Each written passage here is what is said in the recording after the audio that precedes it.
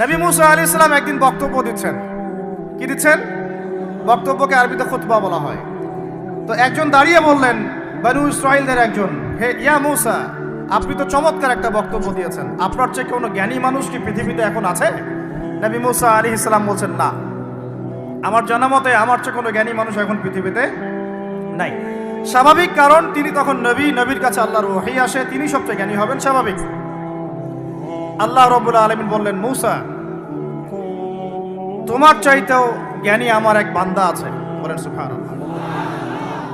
নবী মুসা আলাইহিস সালাম যখনই শুনতে পারলেন যে আমার চেয়েও জ্ঞানী একজন বান্দা আছেন, তিনি বললেন যে আমি তার সাথে দেখা করতে চাই, আমি তার সাথে দেখা করতে চাই। যুবকরা শোনেন, জ্ঞানী মানুষের সন্ধান পাওয়ার পরে নবী মুসা নবী হয়েও দূর দূরান্ত সফর করেছেন ওই জ্ঞানী মানুষের সাথে সাক্ষাৎ করার জন্য।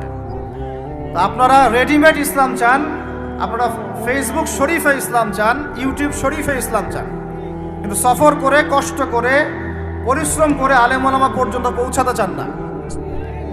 3 ঘন্টা বক্তব্য শুনতে রাজি আছেন, কিন্তু আপনারা 3 ঘন্টা কোরআন তেলাওয়াত করতে চান না। তো রেডিমেড জিনিস পেলে মানুষের মূল্য বোঝে না। ওই যে সাহাবীরা যারা রক্ত দিয়ে ইসলাম প্রতিষ্ঠা করেছে, তারা জানতেন ইসলাম কি জিনিস। আমরা রেডিমেড পেয়েছি, তো আমরা বুঝি না ইসলাম কি জিনিস, আমরা বুঝি না, বিশ্বাস করেন আমরা বুঝি না। তো যাই হোক, তো মুসা আলাইহিস সালাম বলছেন, যদি আমাকে যুগ যুগ ধরে সফর করতে হয় তবুও আমি সফর করব, তারপরেও আমি তার সাক্ষাৎ চাই। আল্লাহ পাক বললেন, ঠিক আছে, তুমি তাকে পাবে যখন মাজমাউল বাহরাইন বলা হয়, 2 সমুদ্র যেখানে মিলে যাবে সেখানে তুমি আমার সেই বান্দাকে পাবে। কোথায় পাবে ভাই? 2 সমুদ্র যেখানে মিলে যাবে সেখানে পাবে। এখানে আপনি ভৌগোলিকভাবে ওর ব্যাখ্যা নিতে পারেন, আধ্যাত্মিকভাবেও নিতে পারেন। 2 সমুদ্র বলতে হয়তো বা ভৌগোলিকভাবে বোঝানো হতে পারে, অথবা আধ্যাত্মিকতাও বোঝানো হতে পারে, যে বস্তুবাদী জ্ঞান এবং মারিফতের জ্ঞান যেখানে মিলে যাবে সেখানে।